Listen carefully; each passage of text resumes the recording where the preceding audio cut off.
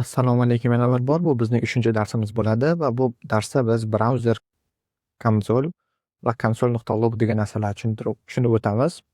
Nimaligini tushunib olamiz. Hop, brauzer konsol nima edi? Demak, har bir brauzer konsol degani bu aslida har bir brauzerning o'zining konsoli bo'ladi. U qayerda joylashgan? U konsolni ko'rishimiz uchun biz F12 degan tugma bor. Klaviaturamizda F12 degan tugma bor. Bu asosan asosan emas, har doim o'ng tomondan tepada joylashgan bo'ladi. O'sha yerda qidirib ko'rsangiz, bizda F12 degan tugma bo'ladi.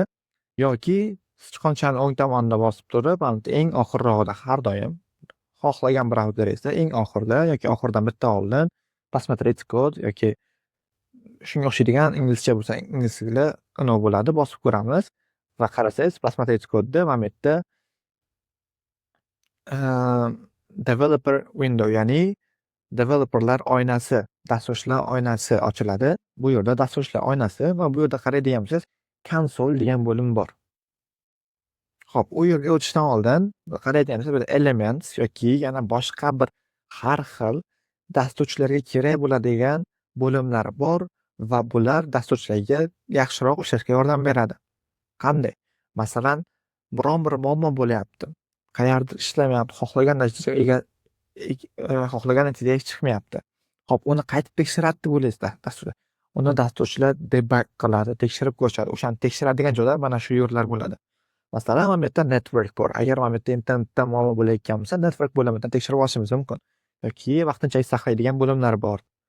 O'sha joylardan tekshirishimiz mumkin. Privacy va security ni tekshiradigan qismlar bor. Xo'p, va bu yerda elements degan qism ham bor. Elements qismida bu yerda HTML fayl kodlarni ko'rishimiz mumkin. HTML da yozilgan hamma kodlarimiz brauzerda nafaqat natijasini ko'ryapmiz, balki mana bu yerda kodini ham ko'rishimiz mumkin ekan. Demak, F12 ni bossak yoki mishkani sichqonchani o'ng tomonida bosadigan bo'lsak, mana bu yerda elements degan bo'lim chiqadi. Hop, elementsda bizda HTML kodlari bor ekan. Bu brauzer konsol. Va mana bu yerda pastda CSS bor ekan. CSS qismi, styles mana. Xo'p, endi konsol qismiga o'tamiz. Konsol o'zi nima? Konsolda biz agar JavaScriptda qayerdir xato ketgan bo'lsa yoki kodimiz ishlayotgan yoki ishlamayotgan tekshirmoqchi bo'ladigan bo'lsa, mana shu yerdan natijasini olishimiz mumkin. Demak, natijasi bizda har doim konsolda ko'rinar ekan. Xullas, nima demoqchiman? Bitta gap bilan aytganda, JavaScriptga kirar ekansiz, JavaScript chambarchas konsol bilan bog'liq, ya'ni brauzer konsol bilan bog'liq. Demak, keyingi darslarimizda qachonki biz biron bir kodni o'rganayotganimizda va u kodni ishlatib ko'rmoqchi bo'lsak, biz practice, ya'ni praktika qilib ko'rmoqchi bo'lsak, albatta biz konsolga murojaat qilamiz. Demak, konsolda nima qilishimiz mumkin ekan? Konsolda biz biron bir JavaScript kodlarini yozib ko'rishimiz mumkin, to'g'rimi? Yoki kelib yozib ko'rsaman, mana alert va bu yerga salom deyman. Salom. Mana bu kod esingizda bor adashmasam, bu demak JavaScript kodi deb tasavvur qilib turaylik hozircha. Va bizda mana bitta уведомление kelishi kerak. Xo'p, kodni yozdik va enter degan tugmani bosamiz. Enter tugmasini bossak, bitta salom degan nima keldi? Уведомление, ya'ni notification keldi. Xo'p. Va biz konsolda yana har xil hisob-kitoblar qilishimiz mumkin ekan. 12 qo'shamiz 12, masalan, 12 ayiramiz 1 yoki 12 ko'paytirilgan. Ko'rib turganingizdek, mana bu yerda biz har xil hisob-kitoblar ham qilishimiz mumkin ekan. Va shular asosan har xil xatoliklar bo'lsa, qip-qizil bo'lib xato bo'lib keladi. Demak, biz konsol degan tushunchani tushundik. Konsol nimaligini tushundik. Konsol demak bizda har bir brauzerda bor ekan va bunga qay tarzda kirishni ham ko'rib oldik. Demak, F12 tugmasini bosar ekanmiz va bu yerda har xil JavaScript kodlari yoki hisob-kitoblar qilishimiz mumkin ekan. Endi konsol.logni tushunib o'tadigan bo'lsak, bu darsimizning birinchi qismi edi. Bugungi darsimizning birinchi qismi konsol, ya'ni brauzer konsolni tushunish edi. Ikkinchisi konsol.log. Konsol.log nima qiladi? Konsol.log bu bizga JavaScript kodini konsolga chiqarish, ya'ni natijamizni konsolda ko'rishimiz kerak bo'ladi-yu, o'sha narsani ko'rsatishga yordam beruvchi bir qurilma yoki bir nima desam bo'ladi? Ko'prik. Demak, console.log bilan biz JavaScript fayldagi kodlarni ishlayotgan yoki ishlamayotganligini ko'rishimiz mumkin bo'ladi. Keling, birinchi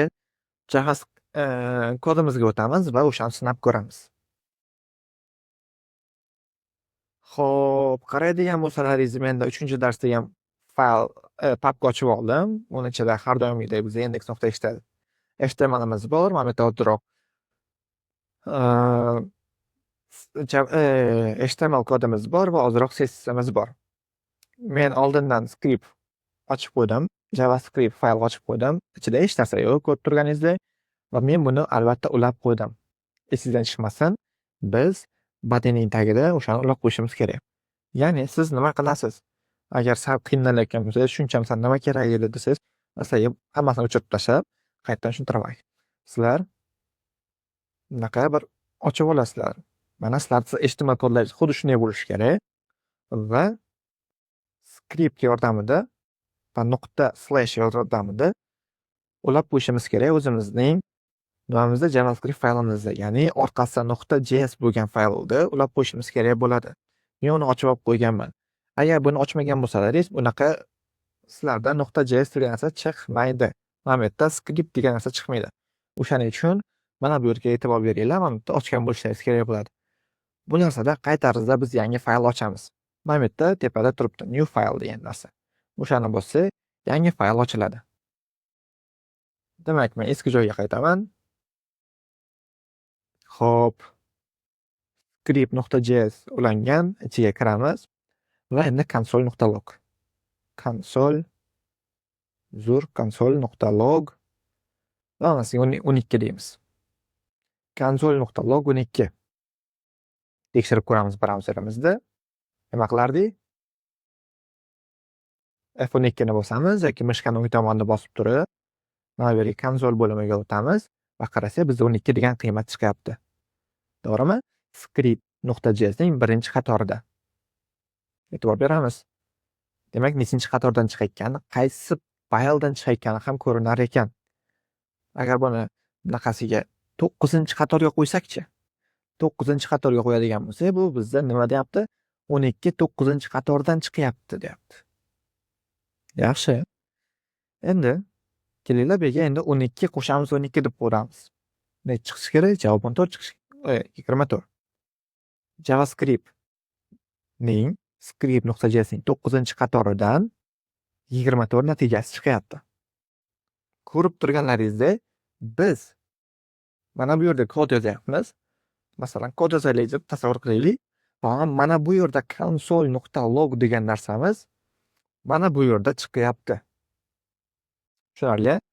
Demak, biz mana bu yerda qandaydir kodlar yozadigan bo'lsak va o'sha kodni tekshirmoqchi bo'lsak va console.log da mana buncha qiymat beradigan bo'lsak, 12 ni o'rniga masalan biror bir JavaScript boshqa kodini yozadigan bo'lsak, masalan 10 deb turaylik.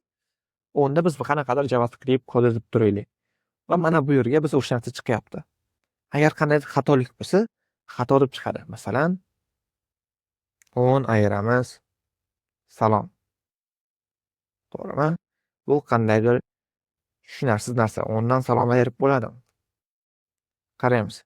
Qarasak, reference error salom is undefined deyapti. Demak, mana bu yerda qandaydir xatolar chiqarib beryapti. Qip-qizil deb bo'lyapsan. Bu oyna biz 10 chiqyapti, bu oyna 24 chiqyapti. Endi nima chiqyapti bizda? Endi bizda reference error qip-qizil bo'lib xato chiqyapti. 9-qatorda deyapti. Ko'ryapsiz-a? Agar mana shu yerda biz xatoni ko'rib olishimiz mumkin. Nechinchi qatorda qanday xato bo'layotganligini. Endi salomdan 1 da ayirsak-chi? Salomdan 1 da ayirsak, bizda 9 chiqdi. Salomdan 1 debman. Uzr, adashib ketdim. 10 dan 1 da ayirsak, bizda 9 natija chiqdi.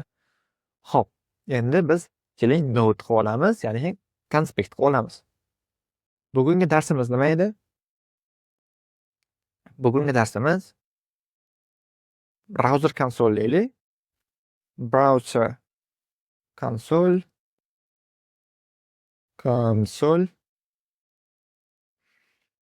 Va console.log. Console.log. Nimani o'rgandik? Brauzer konsolga biz nima qilib ekanmiz? F12 ni bosib kira olar ekanmiz. Console.log brauzer konsolga natijani chiqarib berishga yordam beradi. Shu. E'tibor uchun rahmat. Yanagi dars uchrashguncha xayr.